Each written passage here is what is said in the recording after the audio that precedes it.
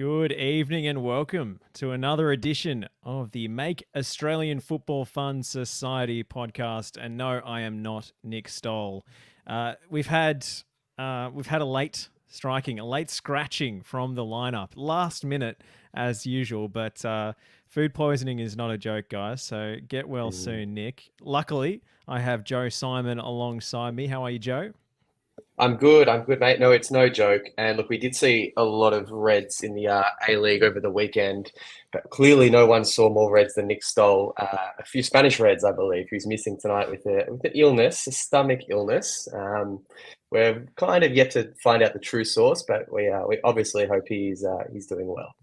And for the second week in a row, Teo Pellizzeri joins us. Teo, how are you? Sucked in, audience. You thought you had Nick Stoll, but we've done a David Villa. We brought him in for the first couple, and now he's off to bigger and better things elsewhere within the MAFFS football group. And you're stuck with us now, the Harry Nevio of podcasting. The B-listers. Is that what we're going to call this? Did I even get the right season? Did those two even cross over? Or who knows? To be honest, who knows? I don't know my Melbourne City / Melbourne Heart history well enough for who David Villa's contemporaries were. I don't think David Villa is the right comp, to be honest. I think Nick Stoll is the Romario of the MAFFS podcast because he came in with a lot of hype and a lot of fanfare, but what did he really deliver? A lot of drums. There was a lot of pizzazz, but not a lot of substance there. Yeah, but that implies that Nick Stoll has been artificially boosting his numbers and he's about to appear on 1,000 podcasts. But people think that, hang on, if he debuted podcasting at this age and he's this age now, how many podcasts per year would he have had to have done to get to 1,000? And all of a sudden it doesn't add up and it's a lot closer to 600 when you go down the rabbit hole, Josh. Nick Stoll has been juking the stats. He counted training sessions, Josh. He's been counting his podcast training sessions towards his total.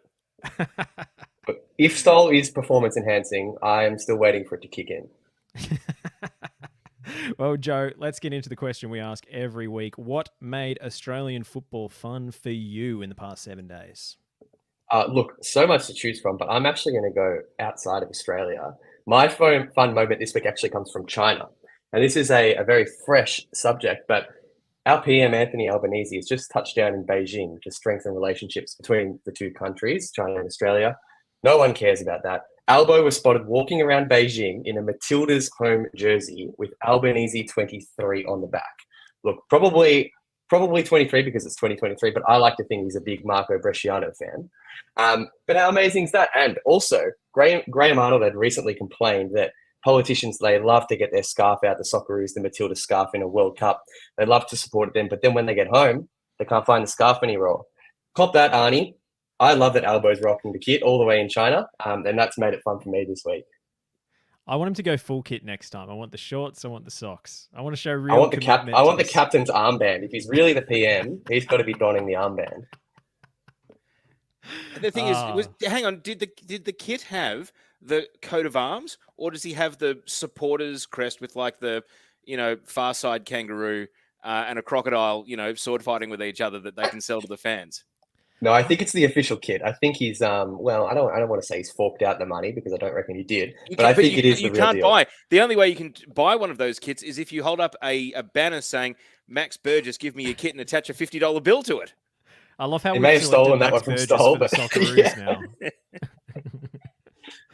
No, I mean, surely our official, emissary is rocking the official coat of arms. That's how you prove your identity, actually, as a diplomat when you're going between countries. You don't line up with the punters. You produce your diplomatic passport and your Socceroos kit with the official coat of arms on it, and they go, yep, we can let you through now. Teo, what made Australian football fun for you this week?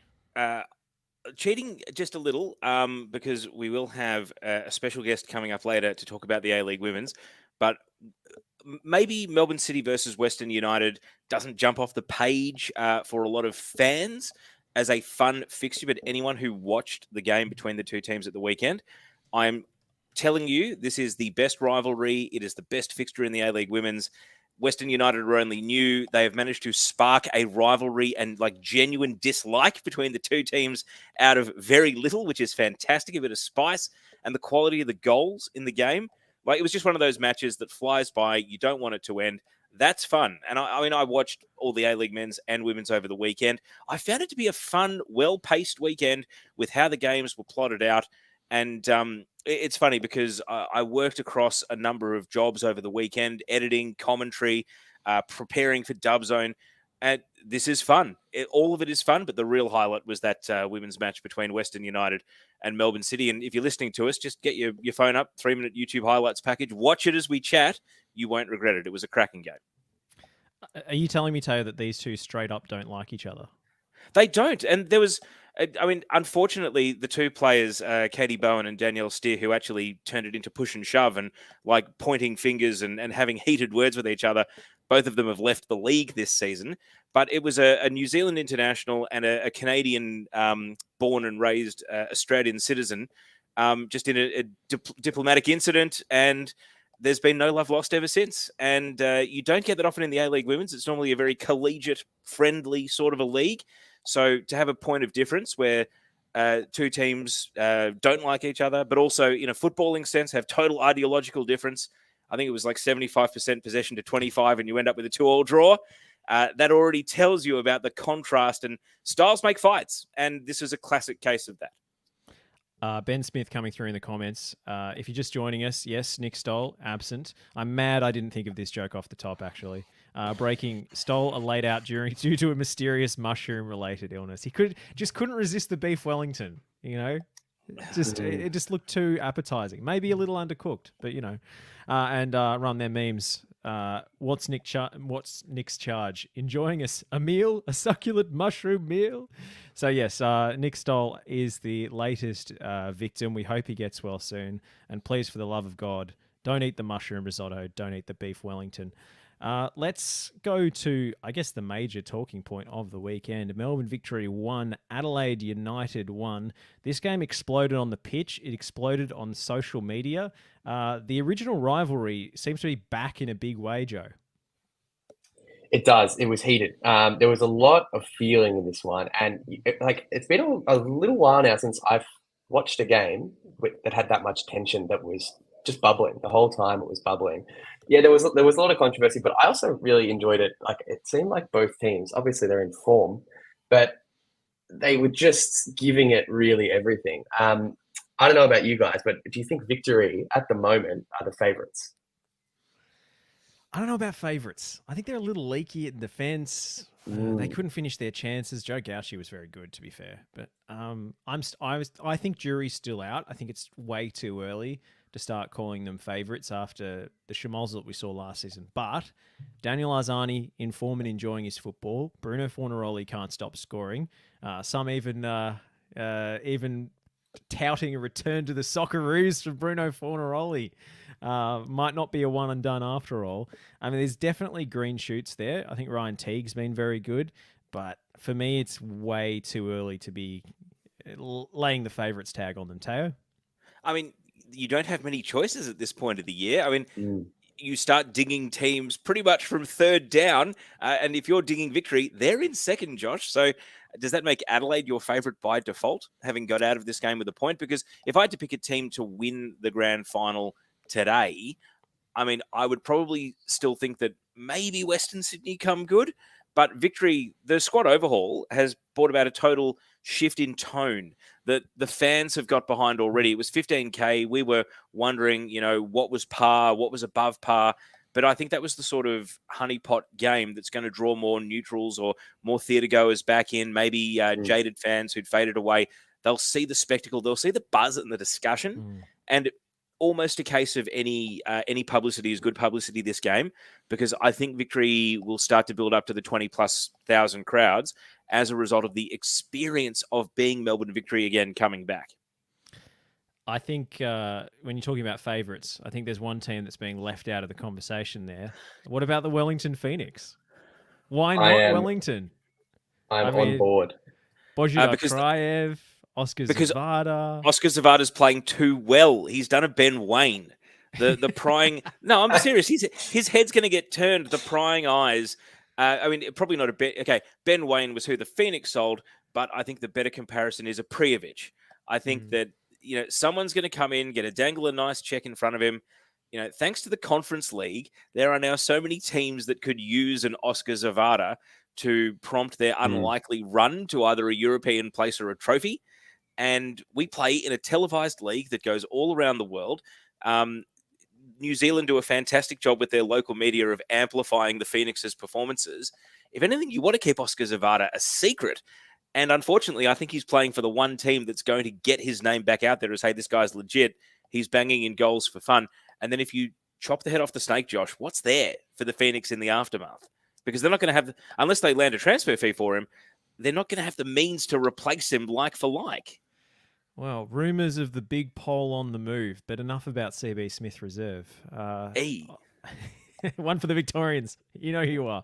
I mean, look, he's on a streak at the moment where it doesn't really matter what he does. The ball just goes in the net. And he just gets getting gifts. Like Ollie Sale passed one straight to him. It was an awesome finish, of course. He chipped him from a long way out. But when the goalkeeper's passing you the ball, got to gobble that up. And then on the weekend, Aldred should have put it out into touch, tried the back pass. I think coaches these days maybe have a lot to answer for. There's that great Twitter account when playing it out from the back goes wrong. And certainly that urge to keep possession leads to defenders to do some silly things. He didn't see him there, passed it straight to him, put it on a platter. And then the third goal in the hat-trick, he was nearly the miss of the season. Like hilarious. It was point-blank range, open goal. The ball bobbled on him slightly, but it came off his ankle or his shin, and then it actually went in top bins in off the post. And he was just laughing when he was celebrating. It's like, you can't stop. When you talk about a player who can't stop scoring, that's what you mean. Yeah. But Joe, I want to ask both of you this. Is Giancarlo Italiano actually a genius for lowering the expectations around Wellington Phoenix to such an extent in pre-season? Did he slow roll us? Like, are the Phoenix actually low-key good and he just was bluffing at the table? Or has he done the right thing as far as this is a pleasant surprise, and then when reality bites as the season goes on, he can always refer back to the level of expectation that he himself set in preseason? I think it has come as a surprise. I think they've clicked a lot quicker than he expected them to. Everything's going right for them. They're attacking well. Alex Poulsen as a goalkeeper, I haven't been as excited about watching a goalkeeper as I am right now. We spoke last week about Iran Kunda's highlights package. Why not make a Poulsen this year? Why does it have to be a striker? Let's give the goalies the credit they deserve. The test will come this Friday when they play Melbourne Victory. That's going to be a great game. But I'm a Melbourne boy. I've always lived in Melbourne, born in Melbourne, but I own a Wellington Phoenix 2012 long sleeve home kit. If they win on Friday night, I'm pulling it out. I think if you're a real Wellington Phoenix fan, you don't wear the kit. You take the kit off and go out bare-chested. That's how you really show your support. So Nick Stoll, big Wellington Phoenix fan. As we know, he hates wearing a shirt. Jack Booker says, Zavada for Darwin Nunez. Who says no, Teo? Oh, I mean... The pylon of Darwin Nunez is probably justified, but he scored a sick goal the other day, to be fair. It was like a Fernando Torres rewind. But it was a classic Darwin Nunez goal. I think that if the Phoenix can keep hold of Zavada to the end of the season, they should. They could make the top six. But I still think their depth is very suspect. So enjoy it while it lasts. I mean, I saw on A-League Reddit over the weekend with the perfect timing of the stagger of the games, someone posted, you don't see this very often, and it was Wellington top of the A-League men's and the A-League women's. Perfectly timed through the course of the weekend before other teams had played their games in hand. But it was like, screenshot this moment, stop the count. The Phoenix are top of both leagues. Well, they're on 7 points at the moment. I'm sure Nick Stoll will tell us that 7th is where they're going to finish. But no, they're on a hot streak at the moment. So I'm excited, Joe. I'm fully on board, and I know our Phoenix fans have to stay up a little bit later to listen to this. It's about 10:15 p.m. So thank you for listening. But no, I'm fully on board. Get excited. Don't listen to Teo. It's the best time to be a Phoenix fan is right now. And Tim Payne, the golf cart driver himself, scoring The his pain first ever train. A-League goal was fantastic. He was freed from the curse because Glenn Maxwell with the cricket team. It's kind of like The Ring. Glenn Maxwell crashed a golf cart, and so he now carries the curse, and it was lifted from Tim Payne. I don't It's know if it's kind been of lifted like from The Ollie Sale Ring. yet, to be fair. To be fair, has not been lifted from Ollie Sale. That was, unfortunate. Although, since the Maxwell injury, Ollie Sale has kept a clean sheet. Has he not? I don't believe so. Oh, there was a substitute goalkeeper in that game. They dropped him, didn't they? I forgot. They Cameron dropped him, Cook. yeah. Oh, I was trying to think. Okay, curse not lifted. Scratch that from the record. No, not lifted at all. Yee's come through. I was hoping Stoll could provide a translated transcript of what Bruno said to Carl Viet. I think it was Vamos, I think is what he told him, as he famously did in the Australia Cup final speech all those years ago. But we got sidetracked. Let's go back to Adelaide victory. Now, all the talk was over Irankunda and the red card and whatever Alex King said to him, and Carl Vart revealing details of a private conversation with the referee in the post-match presser. Joe, what did you make of all the hullabaloo around Irankunda? Look, I mean, there was a lot going on. I think there wasn't much that was called incorrectly. He knows that he should have controlled himself a little bit better. It was a deserved red. What I didn't like was the stirring of the pot post the red card. I don't think that's stirring the pot. The pot's already been stirred. If someone's being sent off and you're getting in their face, it's like complaining about the price of the cappuccino after you've already paid. There's nothing you can do about it. It's done. So I didn't love that perspective of it. And I think Irankunda still played a pretty important part in this. Of course, he's going to get kicked. He's going to get looked at with this much attention because of the talent that he is. But I mean, he's just going to have to come to expect it, and I think he'll grow from it.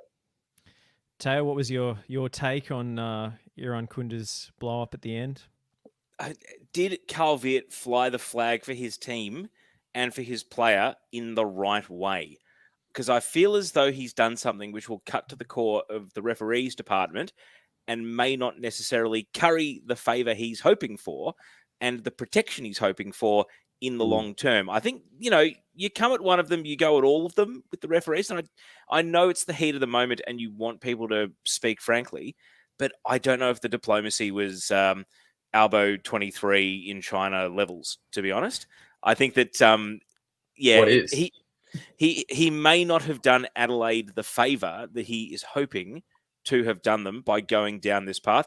As for Irankunda, I don't know. It is difficult to try and assess what he is thinking. I brought it right back to, I believe his disappointment is being sent off means I can't score and I can't win the game in front of us right here.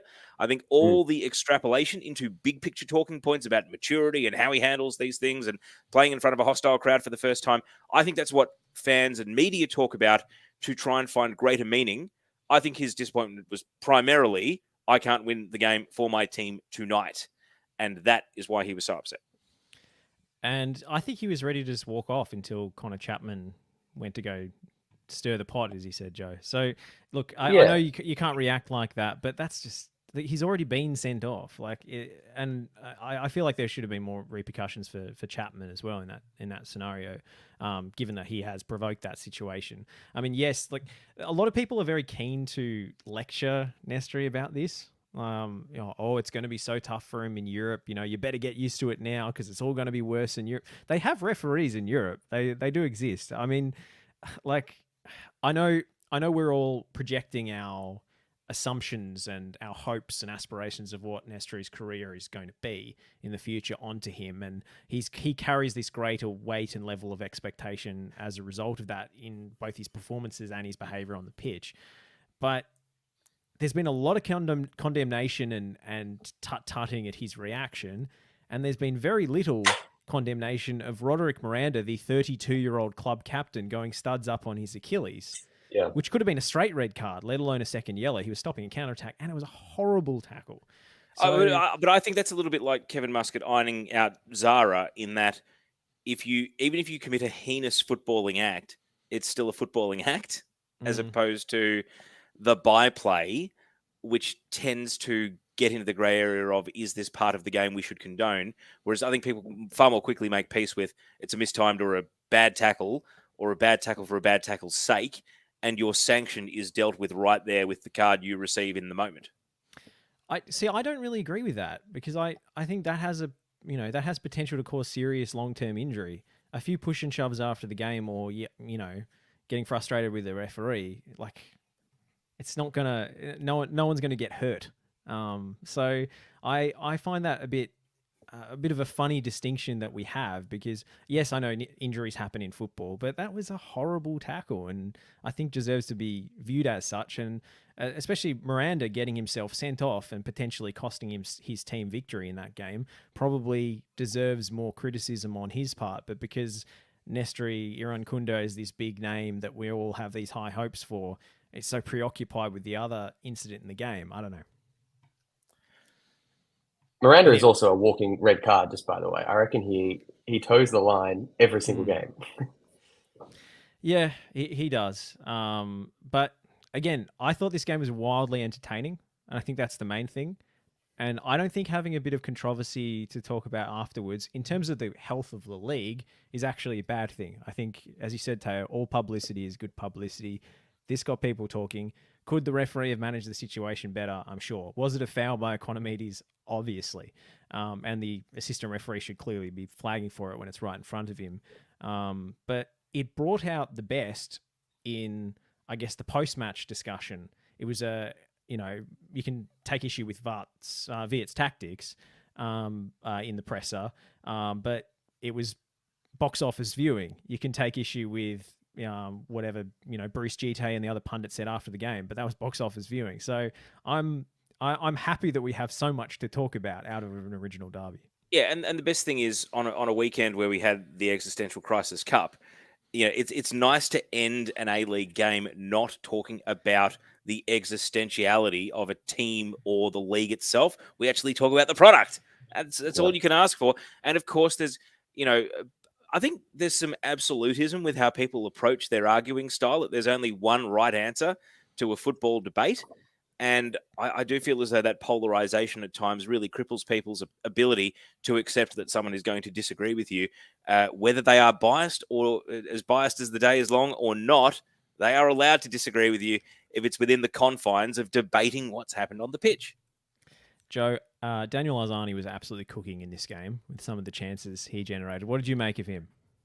He's on fire at the moment. He looks like he's filled with confidence and he's a new man. What the difference is his touch is spot on. His vision is spot on. He's seeing everything a lot better, and his first touch of the ball allows him to play the passes that are just creating so many chances for victory. The talent and potential has always been there, but something was missing. And I thought it was a string of form and consistency, but I think it's another thing. It's confidence. It's through the roof. And I think I know why. Has anyone else noticed that he looks a lot more jacked than last year? I haven't. Like sometimes that's all you need is look good, feel good. I reckon he has been hitting it hard, and I think he's looking great. I'm not sure if Paramount Plus have like a protein plus index, but I need someone to measure it. He's looking good, he's playing good, and sometimes, Teo, that is all you need to unlock the potential. Are you sure it's not the colour scheme in the new kit? I mean, it maybe that color scheme matches his eyes, and he's feeling himself that little bit more. Can't complain. It's a long off season. You've got plenty of time to change your physical profile over the course of an A-League off season too. That's right. We've got Nick Dabano coming through in the comments. What was fun? Zizou's Rabona cross, even if it was met by no one. Irrational confidence to another level. I loved it. I posted something on Twitter about Mashash and his assist. He's done the hip and shoulder this time instead of the Jonah Lomu. And I got a reply from someone saying, "Oh, but that Rabona cross, like that was so stupid. He missed everybody." No, more of it. I don't care if it succeeds or not. I don't care if you fall on your ass when you're doing it. I just want people trying stuff. I want more outrageous, audacious attempts. I want overhead kicks. I don't care if you're a central defender. Just that makes Australian football fun, success or not. Shall we move on to Melbourne City 2, Sydney FC 0. Steve Corica, if the heat wasn't on him already, it certainly is now, Teo. I mean, he made it to 5:01 p.m. on Monday without a press release hitting anyone's inbox. So while it's not a fun time for Sydney FC fans, it does feel as though the piranhas are waiting in the pond, and the wildebeest is just limping and he's dizzy and he's about to fall in, and then the piranhas are going to come and clean the corpse. It's tough, mainly because where is Sydney's relief coming from? Adelaide away, then the Sydney derby. I mean, two pretty tough games. Adelaide, we know, can score plenty of goals, Iran Kundra or not. And the Sydney derby is going to have all the pageantry and additional heat with all the media in the build-up. And, you know, we saw that press conference last year where Marco Redan and Steve Corica, refresh my memory, there was some sort of hostility with the joint pre-game press conference that they did together, which didn't perhaps go as planned. And it just seems as though, you know, rather what you want is Phoenix at home. What you want is MacArthur away. You know, you want Saturday afternoon, 3 p.m. You know, there's a Melbourne derby or a Melbourne Adelaide on Saturday night that's going to draw the attention. And you, as Sydney FC, can just go and grab your 3 points and put them in the bank and get your season back on track under the radar with nobody noticing. Not the case. Sydney FC pretty much playing game of the round for the next 2 weeks. And it's going to be incredibly difficult for Steve Corica to survive the scrutiny of 2 more defeats. Joe? Just quickly, no one wants Phoenix at home at the moment, mate. You don't want Phoenix anywhere. You're running into the bone saw. To be fair, both their wins have come in Wellington, so not enough to you know, big up their away form. But Joe, what did you make of Sydney FC and Melbourne City? City bouncing back, I guess you could call it, with a win. I don't know if the quality of opposition was quite there. Yeah, the thing is, though, it was still 1-0 at halftime, and the defending for the second goal just after the break. I mean, Ryan Grant kind of steps up when he doesn't need to. That player was covered. He didn't need to step into midfield, and it left a lot of space in behind him. There was always going to be a goal from that. And at that point, if you're already not playing well, 2-0 down, you're not coming back from that. So I think even though the form was down, they were still in the game. And then the errors like that can just let your opposition in and pinch a goal out of something that should have been dealt with a lot sooner. Because we've seen in other games this year, it's been 1-0 in the 80th minute, and teams can come back to pinch a draw, or they can come back to even win.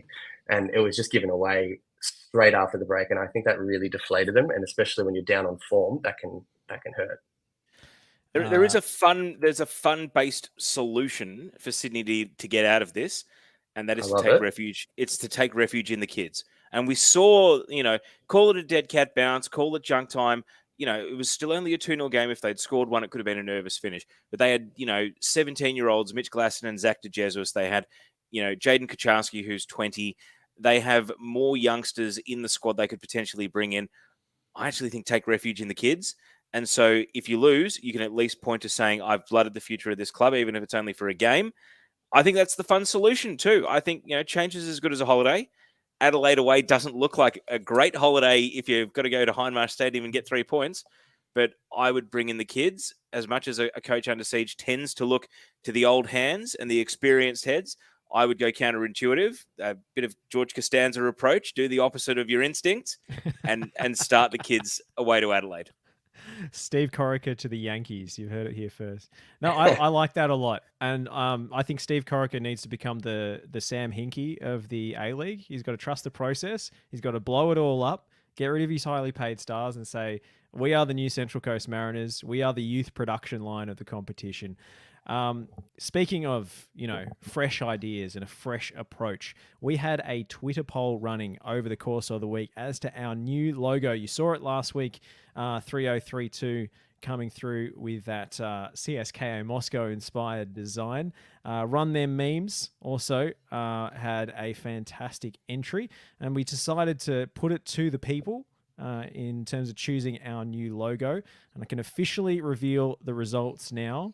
Unfortunately, Evan Morgan Graham's entry missed the cutoff to register, but it was a tight one.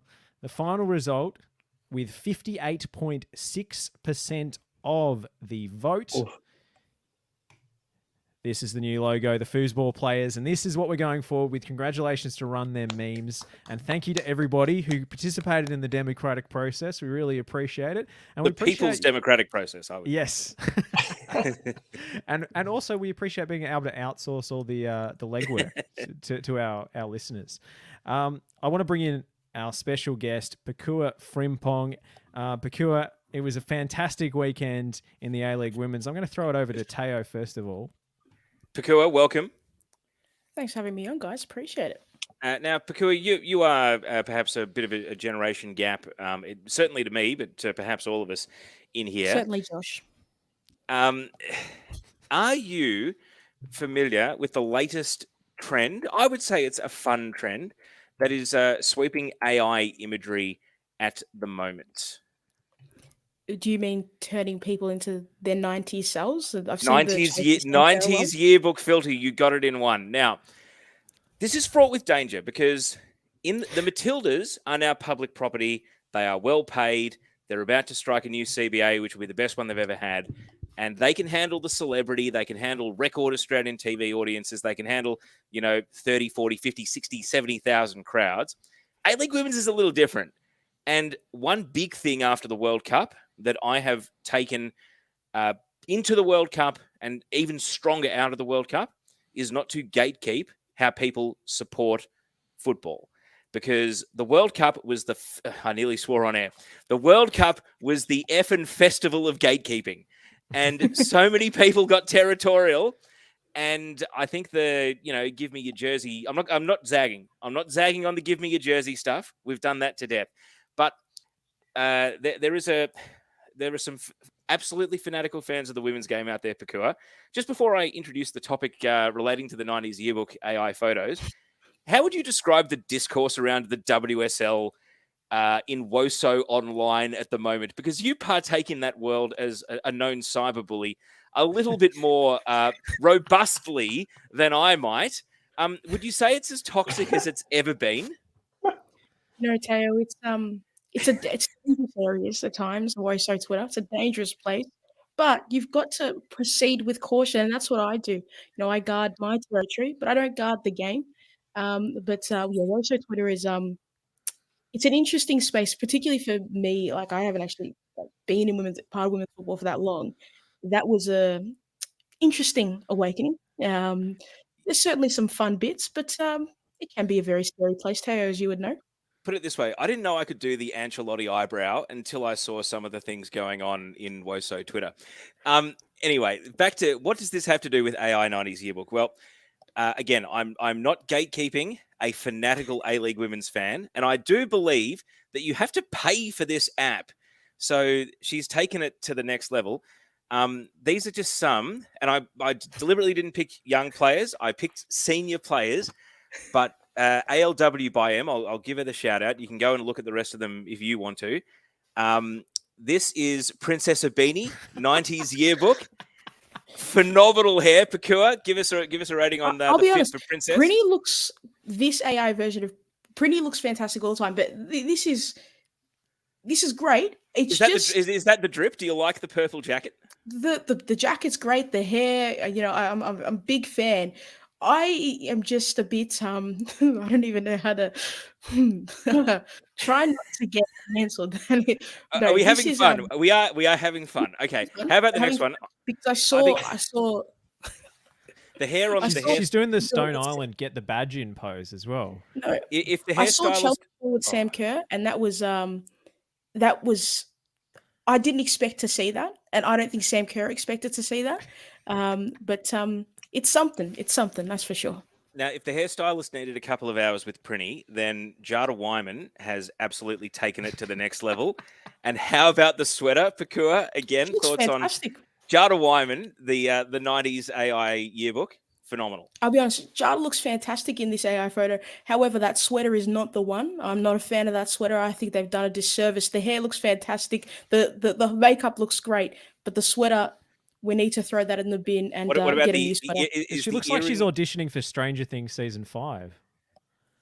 It's a great 80s, show, The earring size, Pokuah. Clue me in. I've never had my ears pierced. What does it mean to be wearing earrings that big? To be fair, I've Oh. done that before. I love some hoop earrings. They're a lot of fun. Jada is rocking it there, but the sweater is the thing that I can't get past. It's not for me. Now, I she's actually like the Wellington home yellow that's in the sweater there. Is that all you're seeing? The Wellington really Yeah, is that's all I'm your seeing at the moment. I've got the fever. now she is the it woman of Australian football at the moment. Courtney Vine. Now this is the Wow. most 90s looking one of the lot. Pokuah, were you born in the 90s? Are you a post No, 2000 I was born baby? in 2000, May 31st. Oh my goodness. 2000. Okay, well, when I was in primary school, Courtney Vine is the sort of kid I would have seen in the older age groups walking around. Phenomenal work. And then there's one more here that snuck in. Wait, no, that's just an actual photo of Carl Viet. I'll say this about the Courtney Vine one. I feel like with that photo, she could have been on like an Avril Lavigne like back album cover or something like that. That's a exactly great what I shout. thought. That's the I like Avril Lavigne. She's all right. So I thought she looked it like she was works. going to like a Soundgarden or Nirvana Yeah, concert. show your in rage, Josh. Show your Seattle. rage, mate. Well, I But mean, yeah, it's- there were more out there, and credit to ALW by M for forking out. I mean, it's a paid app, I believe, and there's like 20 of them that she's done. But I thought I'd select some of the higher profile players. Again, I'm not judging it, and I'm not trying to gatekeep how fans follow the game, but I just found that to be a fantastic sign of the level of fanaticism starting to infiltrate the A-League women's. And again, that's what we want. We want people to be like diehard passionate. There's been so much discourse about begging for jerseys and what's crossing the line and what's not, but I thought that was a bit of fun. It's certainly a lot of fun. I prefer to see the players as who they are. It's a bit it's something. That's the word I'm going to use. It's something when I see the AI photos. I prefer not to see it in the morning, but yeah, it's something special. Well, But you do what I you actually do. forked out for this software. I decided to dabble it myself. I put a picture of Jackson Irvine in there, and it spat the same picture back at me, and I thought it was broken, so I binned it. I'll be honest, Josh. I thought you were putting it there to make yourself feel younger. Remember the glory days? See, the cyber bully has come out to play. Well, we promised she was a cyberbully, and you have delivered. I love It's it. all right, Josh. It's all right. I still was friends. Don't worry about it. 5 at the end of the 90s. I don't remember the 90s. Come on now. Out of 5 at the end. Let's talk A-League women's, Pokuah. We've spoken a little bit already about the rivalry, the burgeoning rivalry between Melbourne City and Western United. Was that the game of the week for you, and what stood out? Yeah, it was certainly the game of the week for me. I was there. I think what surprised me was Melbourne City's inability to actually break Western United down for a side that is so talented and it has so much quality across the park, and the way they wanted to play. I thought that this would be a game where they could show who they truly are in this league. And I think that low block is something that time and time again, they have trouble breaking it down, even though they're a side that want to play in between the lines at times. It was certainly the game of the weekend. It was a lot of fun, but I think Western United certainly leave the happier of the two sides, and probably a little bit disappointed as well with the goals that went against them. Well, Pokuah, I saw this as the City Football Group estimated net worth of $11.61 billion up against Mark Torcaso. Now, I don't know his net worth, so I'm going to use the net worth of the Roxy Pub, which is 15.1 million Australian dollars. So a slight $11 billion discrepancy between the resources of the City Football Group and Torks from Bandura. And I tell you what, 3 games now, he is unbeaten against the might of the CFG. Absolutely. But I think it speaks to having a good, harmony within your squad and really understanding the football you want to play and understanding your identity as a club. And they've shown it from last season to this season as well. Whereas City at times, they lose themselves within a game. They'll have 10, 15 minutes of really nice patches of play, and then they'll fade and allow these teams to dictate the way the game is played. But I think it's credit to Mark Torcaso and the system he set up at Western United. Pokuah, is the Mac back? Josh, the Mac never left. Even when she was injury reserve, she was still the best player in the comp. I just think the Mac just showed people were discussing who's the best player in the comp, who's this, who's that. And the Mac said, I didn't get 100% of the votes, and I think that's disrespectful. And that's right to say if you're her, because she is the best player in the comp, and it's not even close. She said I she would looked at that and she carry said, "I her took bag that into a personally." stadium. She's fantastic. The Mac is the Mac. I've got a question, Joe. What level of football were you playing when you were 14, about to turn 15? I was playing AFL football. Oh, okay. Get him Proper off. footy. Get him off All the right, pod. all right. No, okay. Give us the Uh-oh. team. You know, did you have any famous teammates? I played at the same club as Nick Dacos. Oh, But look at that. But he's a few years younger than I am. And here So we are. does You that got count? the same internet connection as Nick Dabano. Now you're playing alongside his hero. Oh, look, I'll say this about Nick Dabano. I've never met the guy, but I already like him. Josh, what level of football were you playing at 14, about to turn 15? I would have been at the Eltham Eagles under 15s in the Victorian Churches League. We were that was actually a pretty good season, to be fair. We had a good coach that year. We were playing some silky stuff, but it wasn't good. Like, it wasn't a high level. I was only playing for my school. I would have been in the year 10Bs as a 15-year-old trying to break. No, I think I played 10As. Yeah, but I didn't crack the first 11, and if you couldn't do that by 15, you were never going to make it by the time you got to year 12. Pokuah, what were you doing at 14, about to turn 15? Well, 14, 15, I was back at the KC Panthers. The mighty Panthers. The home club of the secret weapon of the Australian national team, their data analyst, Shana Naidu. Yeah. You're from good stock. KC Panthers, Pokuah. We bring out quality stars. But my KC Panthers, there was two teams with my age range, and we certainly went unbeaten. No, we went beaten. We went beaten the whole season. We only won one game. It was tough. I was goalkeeper. It was dark times. That's the opposite Sat of on the unbeaten. bench. Skipped a couple training sessions. It was tough. My very long preface to this question is we're no stranger to young players aged 15 and 16 debuting in this league, but Wanderers have debuted two 14-year-olds, Pokuah, in the last two games. The first one was a cause for celebration, broke Sam Kerr's record, first player to be born after the league started. The second one, all of a sudden people start smelling a rat. Hang on, what went wrong with your squad composition that you need exemptions for not one, but two 14-year-olds to debut before you turn 15? And here's the thing, I think it's almost a good thing that the Ishia Brooking and Talia Yunus debuted within a week of each other so that one player doesn't have to take the burden of all the focus. It's almost diluted the pressure and turned it back onto the club to say, well, hang on a minute, maybe this shouldn't be a weekly occurrence. We're going to celebrate the individual because the individual has done something phenomenal to get here at this age. But should the club have been in this position? I obviously it's fantastic for the players, but I think it's an alarming sign where everybody else in the league is going a different way and Western Sydney Wanderers are going the other way and they're getting younger with their squad. Whereas, other teams are having players who, 18, 19 starting, getting those look into those sides. I think that's where we want to see the growth of women's football. We don't want to have to see kids having to break on the scene when they're 14, 15, and then, that being the determinant if they're going to be a successful footballer or not. And I think it speaks to a larger issue of Western Sydney Wanderers not really understanding their women's program and knowing what the direction they want to go in, that you need two, 14-year-olds to come in and play A-League women's football when the league is getting older. Well, just at a very fundamental level, you can sign up to 5 foreigners. They haven't done that. So if they'd signed their 5 foreigners, they wouldn't be getting exemptions to put 14-year-olds on the field. But it's the turmoil, at Western Sydney Wanderers in terms of Kat Smith going a week before the season starting, learning some coaches learning players' names, a week into the season. That's always nice as well.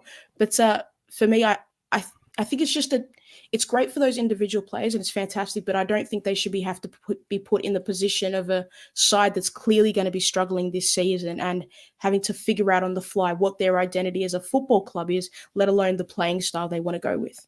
If Stoll was here, I reckon he'd argue that some of the best footballers in the world shouldn't have to bother learning the names of their teammates. One of my favourite anecdotes was when one Sebastian Veron signed for Manchester United, he couldn't comprehend that Wales existed, and he continually quizzed Ryan Giggs about why he wasn't playing for the England national team. And it's just kind of like, at least he knew who Giggs was, but he couldn't comprehend that England and Wales were two different national teams. And I feel as though if you're a good enough player, you can get away with that. And I think we've all had instances where people haven't bothered to learn our names, and we've still managed to have a functional football or working relationship. Did he campaign for the Better Together in the Scotland referendum? Because he just wanted it to be simpler. No, Where's Lockie want to talk. Flanagan? Highbrow Parish just absolutely sandbagged this podcast. No, I don't think you need to know the players' names as a coach. Just call out numbers. That's fine. You know, you can get your message across just fine. I have a theory that he only learnt last names. That's why Caceres played in the second half. We caught up to the first and last names. Like Malcolm Caceres, she's a fantastic. I mean, I think it creates a little bit of a hostile atmosphere if you're just calling out surnames. It seems like an old-fashioned boarding school if you're yelling surnames at the players. One team that is, I guess, having a bit of fun, certainly involved in a lot of high-scoring games, is Canberra United. They've scored 7. Unfortunately, they've conceded 9. Good fun to watch this season, Pokuah. Where do you see them ending up? Just about where they are right now. A lot of fun, certainly, what's that? What's the NBA thing? League Pass. They're the League Pass team. They are certainly the League Pass team. They are a lot of fun going forward, but the concerns that I had for them at the start of the season have played out. And I think defensively, they didn't recruit the way they needed to when letting Grace Maher go to Western United as well. I think it's left them a little short, and I think they back themselves in shootouts to get enough goals. It's just they're conceding way too many at such a frequent rate that it doesn't really matter what Michelle Heyman and Vesna Milivojevic can do for them on the other side. I mean, it's probably no secret that Josh and I, Joe, you may also be a football manager addict, but it seems as though the domain of the team that scores the most and concedes the most is really more of a video game rather than a real life thing. I mean, Joe, can you think of any team in history that captured the imagination to the extent that Canberra has, in that they are currently the highest scoring team, they are the highest conceding team, and I think there's a very real chance they might end the season ahead, way ahead for most goals conceded, and then it will simply be a question of can they also win the most goals scored. I think they're the Wellington Phoenix Men's of at the moment. They've just got that level of excitement about them. No, I actually can't. I actually cannot. Maybe we can rewind the clock on your Spurs, Joe, and the days of Aussie Ardiles. What have you said? Sorry, Josh. What have you said about Joe? No, he's a Tottenham supporter. So is he? I don't want to cause any tension on the podcast with the Arsenal fan. Arsenal fans, actually. Hey, everyone's an Ange supporter. We're friends now. Yeah, he's all right. The guy's all right. But I've heard legends of the days of, I'm not that old, but I've heard legends of the days of Aussie Ardiles in charge of Spurs and putting 5 up front and just going for it, no matter the cost. To dare is to do, as they say. But let's talk Wellington women's, because they had a great win over the Raw. Annalie Longo coming back to score an absolute screamer to win this one. The small ball lineup is coming off, Pokuah. It certainly is. And it's nice to hear a coach say, this is how I'm going to play, and then try their hardest to execute. So it's easier to assess how good the team really is. I think the Wellington showed a lot of signs of progression at the end of last season. They weren't getting beaten as comfortably. They looked more sure of themselves, and the players looked more sure of themselves. And now they've got a coach who has a playing style that he can implement with the players that he has available. And I think they're getting a reward for working hard and sticking through, 3 managers now in their time in the league, unless I've missed somebody. But, I think the Wellington have been a really good side. I think they were unlucky to lose to City in the opening round of the league. They certainly put up a tough fight. So, I'm really impressed with them. I don't know if they'll make finals, but they're quality to watch. And just finally, on the A-League Women's, Melbourne Victory 2, Adelaide United 0. It was total domination in the first half in this one. Adelaide didn't have a shot the entire first half. They managed a few in the second and hit the crossbar from range. But Melbourne Victory back? Have they stumbled to their feet? I don't know if they're back, but they might be on their way back. I'm still not sure of the way Melbourne Victory played. They don't look sure of their playing style. I think Korea Aquino, fantastic in the NPL, and I think she can be a really good A-League women's player, but she at times looks lost with her runs forward, and her connection with Rachel Lowe at times is not quite there. So I think that that's something they've got to figure out, and they've got to figure out what their midfield composition is, because I think sometimes they lack a little bit of creativity going forward. But I think there are promising signs, and they've got enough good players to get them to make finals and to turn the season around, with it being a much longer season. It's just right now, it's just a patchy period for them.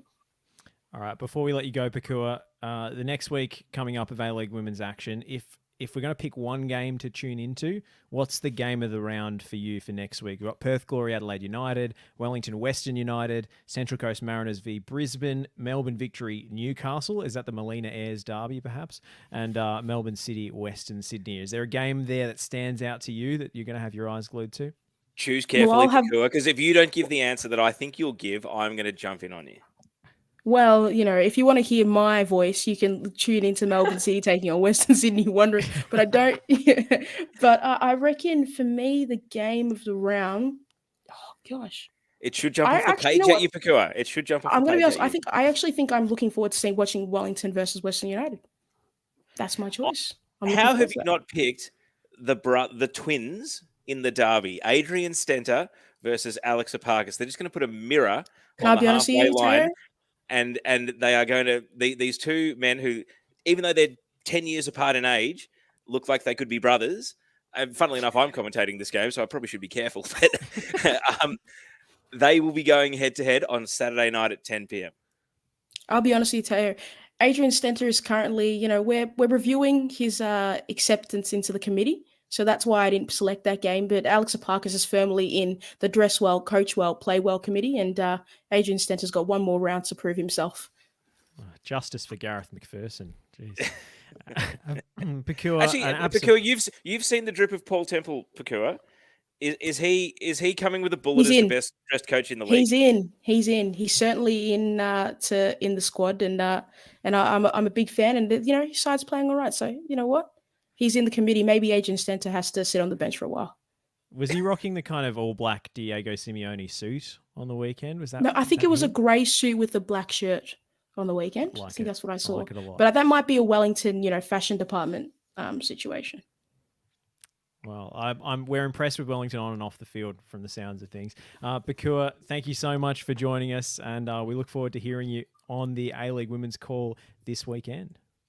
Thanks for having me, Josh. I thought I was going to be here for 3 hours, but I do like the 1 hour limit. It's kind of nice. Pokuah, no notes. No notes. Adios.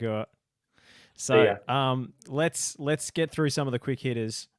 We've got a massive game coming up tomorrow morning, Joe. Tottenham versus Chelsea. I don't want any tortured family metaphors. I don't want any stepdads or Listen, my metaphor got a bit of heat last week, but I think it was still pretty accurate. But look, it is a huge game. Ange versus Pochettino, the obviously previously beloved Tottenham manager.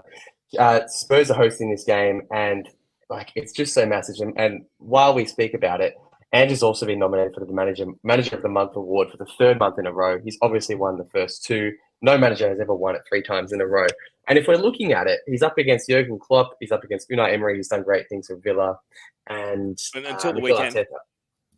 Until the weekend. But that wasn't October. So in the month of October, he did great things.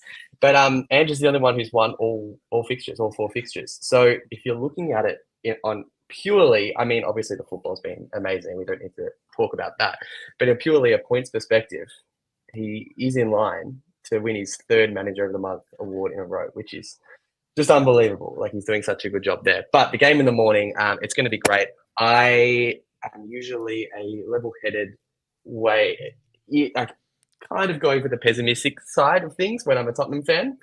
However, I think there's nothing other you can write this down than a 2-0 win to Tottenham in the morning at Ange, and he's going to continue his winning run. Joe, we spoke last week about the English press's cringe ambush of Ange at his press conferences. Has that continued this week, or are they finally starting to sharpen up and rather than treat him as the Steve Irwin or Paul Hogan of the English Premier League, are they actually starting to just ask football questions in a more straightforward back and forth manner at his press conferences? Or are we still getting German journalists in Harry Kane kits and people playing Happy Days themes on their phones? And Nick Stoll threatened to turn up and talk in his Mo Stocker voice So I hope he's not so sick he loses it. But did we actually get through the week unscathed without Ange suffering any more of his own Ange fatigue? No, absolutely not. It looks like someone had been listening to our podcast from last week, because the question he got asked was, the journalist compared Pochettino to an ex-girlfriend, which is probably a weaker analogy than the one I used, but he still got asked a very similar question, and Ange just laughed it off. The thing is, when you're in this kind of form, everything is kind of bouncing off Ange at the moment. So I think the journalists are getting a little bit of an easy ride. They can have that free hit of a bit of a silly question, and Ange is kind of enjoying it at the moment, and he's just hitting it out of the park. But no, it's until the form turns, I think it's a free range. Joshua, we gathered here today for the last meeting of the Make Australian Football Fun Society while Ange Postecoglou is an undefeated Premier League manager. No, I think Spurs are going to get the job done. I'm very optimistic. Of course, by the time most people listen to the podcast, they will already be able to pass judgment on our on our predictions. But I just don't think Chelsea are that good. I did laugh. I saw somebody on Twitter, some Chelsea fan, posting like, "Oh, the last time Mudryk came up against Big Ange," in quotation marks, and posted his crazy goal that he scored for Shakhtar against Celtic. I'm like, well, the Mudryk of Shakhtar is not exactly the Mudryk we've seen in the Premier League. I don't think that's one to boast about. But no, I just like, it's a big game for Pochettino. I think honestly, it might be bigger for Poch than it is for Ange. He's under way more pressure. If Ange loses this one, we go again, basically. Yeah. You're spot on, Josh. Yeah. No, absolutely. He's under quite a bit of heat. Sorry to cut you off. Also today, Pochettino came out. This was literally the day before a match against one of your biggest rivals. Pochettino got asked, "Would you return to Spurs if you were out of a job?" And the offer came. And Pochettino said, "Yeah, absolutely. I don't see why not." As a Chelsea fan, that's kind of the contrast between Ange to the press and Pochettino at the moment, under a lot of heat, making comments like that. It's just not right at the moment. They are playing okay. I think they're playing a little bit better than their results are showing. And Reece James, their captain, very important player for them, is nearing full fitness. So that will make a big difference, but they're just lacking a killer edge up front. And I don't think they'll score tomorrow. That's called being too honest from Poch there. Just saying, yeah, look, if the money's right, every man's got his price. I think Poch is actually enjoying the fact that no matter how badly Chelsea are going, they can't get Manchester United off Crisis Club corner. So everything Poch does is going under the radar. Well, I mean, Ange isn't the only Aussie manager who's excelled in the past week. I also want to bring some attention to Patrick Kisnorbo's Troyes, who had their first win in I don't know how long, defeating Caen by 2-1 in Ligue 2. Unfortunately, this win came without Kisnorbo on the sideline because he was sick and missed the game. So, much like this podcast, does it go on his record? If he wasn't in the stadium, I mean, does that actually go on your record, or does the interim manager get the gurns? I think the interim manager gets it. Apparently, he was on the phone frequently throughout the contest. So managing over the phone might be the new work from home arrangement. We can't get people to come back into the office. The managers, they're sat at home. They're calling in the tactics. Are we sure it wasn't a new manager bounced by accident? It could be, but apparently it's gotten very serious over at Troyes because some of the fans have staged a boycott and aren't coming to the games anymore. They're saying, don't spend money in the club shop, don't buy a ticket until Kisnorbo is out of there. It only took them getting relegated and winning one game in 7 months to reach this point. Wow. Well, I mean, one of the players was asked about this after the game, and he said, "Well, it's our responsibility. We've just got to start winning games and bring him back into the stadium." So he kind of sidestepped the question on Kisnorbo's job, but may ease the pressure slightly, or conversely, it could be a red flag with the board saying as soon as he's out of the stadium, they get a win. We'll have to wait and see on that one. But I think we should address the elephant in the room, which is the National Second Tier, NST, being announced today. Of course, not for next year, because as we know, you take the current year and you add 2 years, and that's when the NST is starting. But we do have a confirmed start date in March or April of 2025. No clubs announced just yet. Teo, do you think we're going to stick to this deadline? Are we having fun? um, when the I'm going to be honest with you. When the press release hit my inbox, I was not having fun. I mean, some people chose to interpret this as fantastic. It's been confirmed. I would have thought after talking about it for the best part of 3 years, you might have thought it was going to happen. I mean, today was not. It could fall over and not happen. So some people chose to interpret it as this is a glorious day. We've confirmed that division is going ahead. I would have thought that was the bare minimum, especially given that it was assured to us it was going to happen. Look, yeah, I want it to happen. I have said as much on the record on numerous podcasts and even on Twitter this afternoon. We're ready. The media that cross-pollinates between the A-League and the NPL is ready to take people on the journey. But no one's backgrounding us. No one's leaking to us. Normally with these sort of things, if you want a positive campaign, if you want to run ideas up the flagpole, if you want to road test, your controversial stuff, you leak it to the press and you let us talk about it in an informal manner. And then that gets you the heat check from the fans. Instead, it's kind of like, every 3 or 4 months we get a press release and sometimes they just don't say very much. So I hope that 2024 will be different and that it's not going to be like a big reveal and all of a sudden people are picking it apart because there's all sorts of hidden details. I'd like to think that there will be a subtle rollout. I'm saying the quiet part out loud here. And that the compliant media who want this division to happen and want it to work will be utilized in a way to soften the public's expectations of what's coming. Yeah, I mean, I have had mixed feelings about the announcement, but I wasn't too surprised because as the runway got shorter and shorter and we had no news for months and months, I was thinking there's no way this thing's happening next year. I think it could have happened next year, but the gears had to be in motion a lot earlier.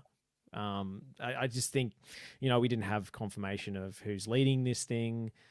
We did, there's no announcement of like a general manager or anything. Summer or winter, number of teams? No, exactly. Like the competition format, is it going to be a Champions League model? Is it going to be a proper league home and away system? There were so many unanswered questions. We have Slovakia. There's a lot of questions unanswered. Absolutely. The catering is absolutely paramount.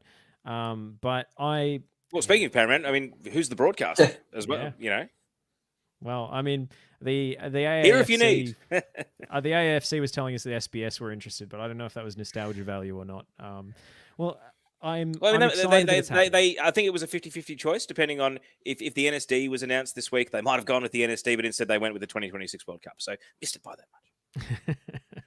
Well, look, I'm excited for it, but again, it's another year down the road. I hope we get more and more details coming out later this month and into next year. I think it will make Australian football more fun if we do have a national second tier. Infinitely more fun. It's more that absolutely. Getting a toothache fixed at the dentist is not fun, but what's fun is getting to eat after the toothache is fixed. Right now, we're in the waiting room, ready to go in and see the dentist. We haven't even done the hard part yet. And, if you don't go to the dentist, you won't be able to eat any of that delicious no teeth at all. So. And I think that's the biggest problem, yeah. Well, hopefully this NSD won't be toothless. I think with that, unless anyone has anything else, that just about wraps up for me here on MAFFS. Joe? No, just keep an eye on Daniel Arzani. I think the shirt's gotten a little bit tighter and the biceps are just peeking through. So if anyone notices that too, please let me know. Jack's come through and said, Teo's 100th analogy for the podcast. You should raise the bat now, Teo. But were they analogies in training? Were they all official analogies? They're all going on the record? Have you jigged the stats? I'm just flattered to have an official transcriber. I think that's fun. And Callum says Avondale to win the NSD. Let's go. So an early tip. We don't even know who's in it yet. Well, I mean, to be fair, Avondale's record in leagues that didn't go ahead is not great. Sorry, that's one for the Victorians out there. I'm not even going to bother explaining it. Hey, Josh, you got it. I'm happy. The bespoke NSD coming to a city or a stadium near you. Joe, Teo, a pleasure to have your company this evening. Thanks also to Pokuah Frimpong for her cameo. Bring back Nick Stoll. I know. Absolute disaster signing off from this. If you miss any of it, catch up on the YouTube channel, or it'll be up on all podcast platforms tomorrow. Thanks for listening, and adios.